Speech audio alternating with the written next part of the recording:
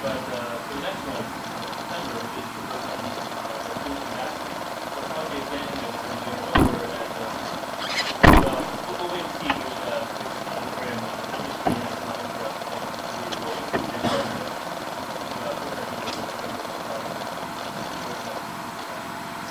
First speaker tonight is Stephanie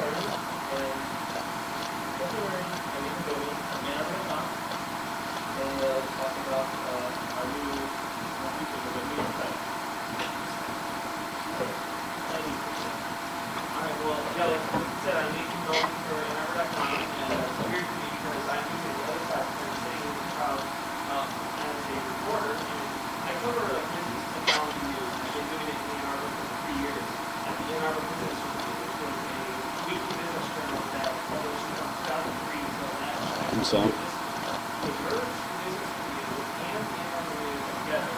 That's a quick way of discussing the long-running situation in which the Ann Arbor News announced in March that it would close in July after 174 years of publishing.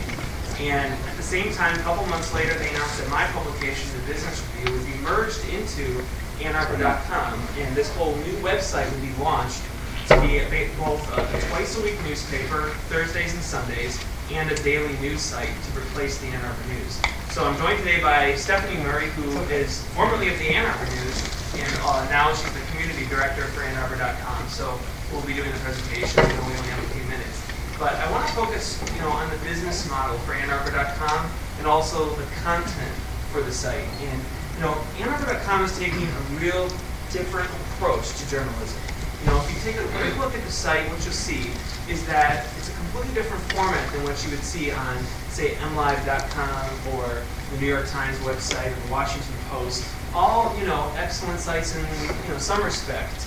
But what we're doing is, I think we're taking a new approach because we realize that, hey, in such a 24/7 news culture, people already know what happened 3 hours ago. They certainly know what happened yesterday. And what you'll see is kind of like a blog format, almost like a river of news is what we're calling it. It gives you the ability to see what's happening right now. That's first off. Second off, you can you'll be able to click on different topics on the right-hand side. You can see news, arts and entertainment, sports, or U of M football, for example. Any of the key topics that we cover, you can see on the side, on the right side of the page or on the top. For people who live in the city of Ann Arbor, now we're breaking it down. This is where you're going to get something that's pretty against the grain in terms of the culture of a traditional newspaper. Traditional newspapers have really been just kind of weighed down by this stagnant culture that dates back more than 100 years. You go to a daily newspaper, I've worked for one, and you kind of like are told, no, you can't do that because we've never done that. We've never done it that way. And this is not the way we do it. That's actually been told to people in newsrooms. I mean, it's said on a daily basis. But what we're trying to do is be more entrepreneurial, take an entrepreneurial approach to journalism and realize that, hey, we have a professional staff of journalists, about 40 people, but we're realizing that there are other community contributors that are experts on areas we can never afford to write about, say dining or wine or parenting. And Stephanie is in charge of getting people like that involved. So maybe you want to share something about that. Yeah, the business model, too, Nathan mentioned in a second, goes a little bit, is we're still based on an advertising business model. We take in advertising for our print product, which comes out on Thursdays and Sundays, and we also take in online advertising, which you can see on the main site. This is a good example right here with the deal. We also have a full deals page that is all advertising driven, and we have a real estate section that's advertising driven. So we are still based business-wise on the advertising model, but we're trying to get a course of advertising from different avenues and not just a printed daily newspaper. And so what Nathan was mentioning, part of what I do is a recognition that we're trying to make and trying to see if it works is that there's a lot of really great information out there. And to succeed as a media company, we need to be an information company and not just a news organization. And so content on our site that's created by our paid journalists, our trained journalists, our staffers, lives right alongside content that is contributed from the community. And so a good example of that, let's take a look at food and drink, which is an area where we have a lot of community interaction. We signed up a network of roughly about 70 contributors I would say 30 to 40 of them post very regularly who contribute content to our site on an unpaid basis. And so, for example, Solomon James works for Zingerman's as an expert in olive oil. And so he'll write things for us about olive oil. And that kind of content will be in the river of news right alongside, if I can scroll down here, all these contributors. I don't know if I have anyone up here today. Something that I wrote, for example. And we label it differently between the two, staff under my name and contributor under Diane. And so we're trying this different new model. We're starting off with a very simple river flow blog news format, and we're going to build on it from there. Right, we'll be adding features in a couple months. This is a startup like any other. So in a few months we'll be sort of, AnnArbor.com 2.0, and then a few months after that, 2.5 or whatever have you. But so features are being added as we speak, and we invite your contributions and suggestions on what we should do with the site. Real quick about the business model though. To see there's no, dancing women in mortgages is what our content officer likes to say. No dancing women in mortgage ads. Like these weird ads you go and see at newspaper sites that they're paying literally just hardly any money for each impression. We're no display ads on AnnArbor.com. All you're going to see is like these deals, which are more of like almost a blog format, and then it gives you the opportunity to click and get more information about the company. It's a return to kind of advertising as a service, and advertising is something that can provide you information rather than kind of jumping in your face. So the interactivity in the advertising is critical. And so, before we take questions, just real quick, I'd say, one thing I want to emphasize is that I'd love to hear from all of you, and I'll give you my email when this is all over, in terms of what we should be doing to connect with students at the university and the entrepreneurial community in this area. Because I think that one thing that we have the opportunity to do is to really just engage everyone. And like Stephanie said, we have the ability to sign up more contributors. And so if you're interested in contributing, or you know someone who is within the university, I encourage you to talk to me afterward or to email us and say, hey, I think I am someone who can maybe contribute to your site. So Nathan Bomey, he covers, venture capital and alternative energy and IT, for example. But I can't be out there covering everything. We need the help of people like you. So, okay. So 5 minutes for questions. We invite anything and everything. We've had much criticism and much praise, so we're not afraid of anything. Go ahead. Yeah, great, Pastor. My question is there a conscious effort, given that you have independent contributors, to maintain a overall identity and brand image for the paper? That's the first question. Sure. Well, overall brand image and identity, you mean in terms of like what they're writing? Or? Yeah, is there a cohesive message, like overall rhyme or reason towards what kind of content or what sorts of olive guy shows up once in a while, contextual, I don't know. We're throwing a lot of paint at the wall and seeing what sticks and what looks good. And we're kind of in the course right now of evaluating that. We have every contributor that we've signed up are people that we've met. We know their background. We talk to them about their writing samples or their photos or their videos. There is a vetting process that goes on, and making sure also that our contributors are not using our platform for their advertising. So that's very conscious too. Like the olive guy, Solomon, he works for Zingerman's, and one of the things we told them is we want you to contribute your expertise about olive oil because you are an expert on that. However, there's a line between that and advertising. So we have worked with all of our contributors on that. However, we also made the conscious effort that we don't want to censor their content. The purpose of giving them access to the site is removing some of those traditional filters that used to be there with media companies. We have content that we're producing by our journalists that does go through those filters. However, the content from our contributors doesn't have that. We think that makes for richer content because that's what our community is. We want it to reflect the community.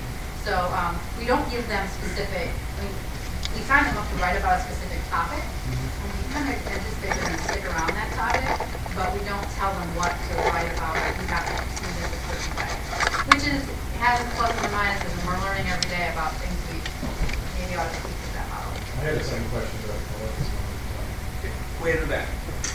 What content management system are you using to run that website? Movable Type 4.0, which is pretty simple. Do you want to say anything? Yeah, it's made by 6 Apart. I don't know if you're familiar with 6 Apart. We've worked with them quite a bit. So Movable Type is what we've been using. few flaws, but it's actually pretty good. Yeah. I have a suggestion to engage like students. Sure. You could add like karma points, so like the more you contribute, the more points you get, and then you can maybe cash those in for like discounts to local restaurants.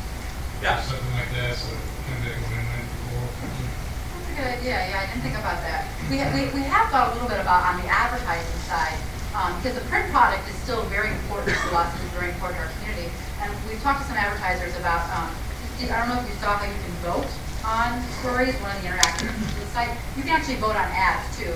And we've had some discussions about if advertising is like, if you push people to our site to get them to vote for your ad, you'll get printed ads. So maybe we could turn that around and use that same sort of thing with contributors. That's a good idea. We can think about that. Thanks. Yeah, go ahead, one more. Have you identified your target audience? You know, the target audience, I think, is pretty wide-ranging. Obviously, you know, the traditional newspaper audience in Ann Arbor, all the Ann Arbor News subscribers were rolled over into AnnArbor.com print subscribers, so the circulation is probably in the vicinity of 50,000. But, you know, on the website, I think it's anyone and everyone. In Ann Arbor, at the university, you know, certainly at U of M Sports is going to reach a global audience. Yeah, we kind of, we're finding that we have three kind of macro audiences. The audience that goes to the web only for their news, the audience that goes to the newspaper only for their news, and the audience that goes to both. And it's that both in the middle that we're having a really hard time right now reconciling how to reach them. And so Washtenaw County is our primary focus. And we're kind of narrowing that down now, but we want to be local, hyper-local here. And people eventually who want to get their news through web only, which is where we're headed. So real quick, I just want to say, if you want to contact us, AnnArbor.com, at the very bottom of the page, click on the staff and bloggers link. All of our contact info is there. You can email me at Nathan Bomey, B-O-M-E-Y, at AnnArbor.com. But you know, like I say, we're always wanting feedback and input on the site. It's created a lot of splash nationally. I mean, in the journalism world, this is a completely new venture. And with a twice-a-week newspaper and a daily online site that's a lot different, you know, we have a chance in Ann Arbor to create something completely new. And I think that's exciting and probably reflects good on the entrepreneurial community if we're successful. So thanks, Doug, for the opportunity.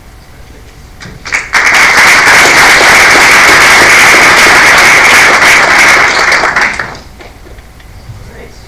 You guys, next up, we have Deryl Seale from Intel Assess.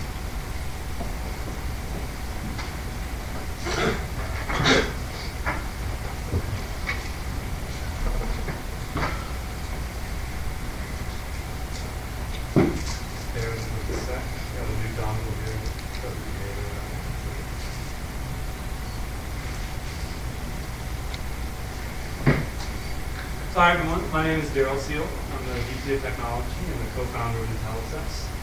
As our name implies, we are an assessment company. We specifically target the K-12 assessment market. Currently, we're based out of California, but we are starting to expand into other states. Our core product is high-quality assessment content. By that I mean test questions. We have an item bank of over 20,000 high-quality test items and growing. We also have online assessment creation tools that teachers can use to create assessments and assessment programs using our content. And as well, we provide services for our customers. We can help them create assessments if they want to tap into our internal expertise. We handle printing and distribution for those districts that want to have their assessments printed and delivered to their door. And as well, we do consulting with districts to help them set up assessment programs and help them with their goals. When we talk about high quality content, for us, first and foremost, what it means is that our items are written specifically for the state that we're targeting. So we're not a generic item bank where we just take the items and align them to state standards and national law. For us, we write the items specifically for the state standards and national law. As well, our items follow state formatting guidelines. So things like when there needs to be a word called out in a test question, we follow exactly the way it's formatted for that state. And when our items actually are targeted to passages, we make sure that those passages are appropriate for the state. But kind of most importantly, what we like to say for our items is that our wrong answers are just as important as our right answers. And what I mean by that is that for us, the core part of our business is creating intelligent assessments that give teachers information about how students are learning so they can help them to tailor and drive their instruction. So I want to give a quick example of what I mean. So here's a very simple math question. What is 3 plus 3? And the right answer obviously is 6. And I could have chosen 3 other random numbers that aren't 6, and that would have been a perfectly fine question. But these other answer choices are actually created specifically to highlight areas where a student might be misunderstanding the question, or the concept rather. So, for example, in this case, these other 3 answer choices show that a student might be confusing the addition operator with division, or multiplication, or subtraction. And that's really important for us because what happens is when students get questions wrong, our items actually provide feedback to the teacher so that they can actually tailor the intervention and make sure that students can actually grasp the concept. They actually know why the students are getting errors on the test. So I want to give a quick demo application here, and I apologize because I cannot get the projector to go to 1024 by 768, so I'm going to do a scroll. But log into our application here as a teacher user. This is the main page where teachers organize their assessments, so we see folders here on the left. And we're going to create a new assessment. So here we have the first page where we do a name for our test. I don't really have time to go into all of the options here, but scroll how the test is. And this is the main page. Again, I'm sorry that I have to kind of move it there. But, this is where we actually add items to the assessment. So on the left-hand side here, this is the standards tree. In this case for California, we're actually already drilled down into the language arts section. And we've highlighted a third grade reading standard. And on the right side are questions for this assessment. So start adding them.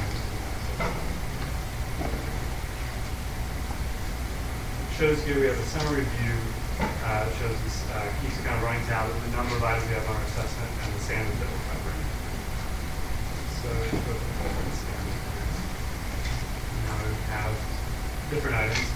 This gives an example of how we can highlight for different items if they're actually used on different assessments for that year. So in this case, another teacher has used this item on a different test, so this warns teachers off from using the same item on two different tests. And then you see which test is used on. So we'll stay away from that one. We'll go down. This also shows items that are attached to passages. If we expand this out, you see that this is a passage called Peter Rabbit, and here's the assessment item here. We can add that to our assessment. This also gives us the ability to find other items that are attached to the same passage really quickly. So if I click on that one, it shows the passage items. See the passage here, and here are all the other items attached to it. So I can quickly create a nice block of questions, all attached to the same passage.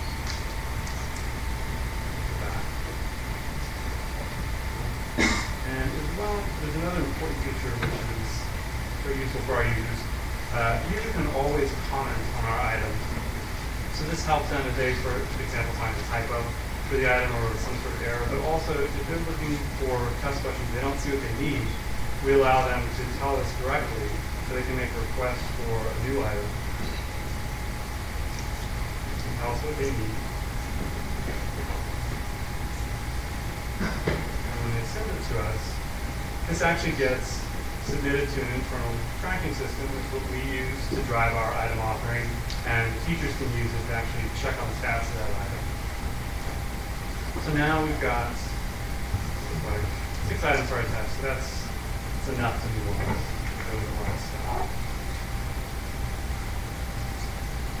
And so this last step is where a teacher gets an overview of the test. So this is all the items they've selected in the order they appear on the test. This is where they can start to kind of arrange to make sure it looks the way they want it. So for example, we can move items around. We can remove items if we want. We can move the whole passage groups up. We can also arrange items automatically. We can shuffle them randomly. We can group them by standards. Also, very importantly, all of our items are like default the correct answer is A, so we have the ability to shuffle the answer choices around so that we get a nice distribution of correct answers across all of the possibilities. And that looks good. Teacher can go over here.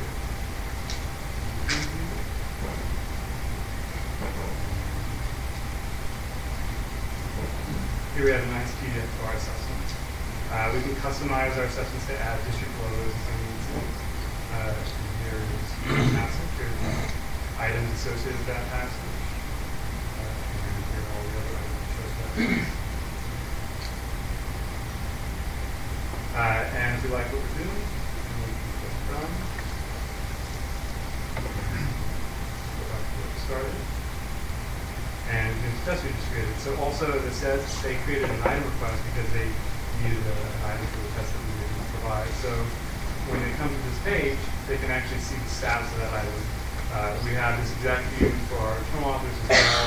It automatically creates assignments. And so a teacher can track the status of that item, and when it's ready, there'll actually be a link they can click on which automatically adds it to their course. So it gives them the ability to really track their requests and make sure they get on to those as quickly as possible. So there's actually just the tip of the iceberg for our application. The only time we go into a lot of other features. We have a whole content management system that we use behind the scenes to write our test questions. We also have an assessment program, a tool that actually ties assessments together. But I don't want to kind of show all that. So that's that. I'll thank you for listening and answer your questions. How many customers do you have? So like I said, we're primarily located in California. We have almost 60 districts in California. Total student enrollment about 700,000. And so I think it worked out to be roughly about 7% of the California market. How many teachers are using your system? What's that? How many teachers are using your system? Well, it kind of varies because the school districts that we sell to vary greatly in size. So I'd say probably on average we have a 200 system at any given day.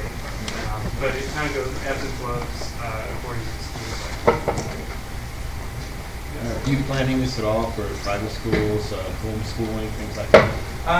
We bandied it about. We don't have active plans right now because part of the strength of what we sell is because it's aligned to state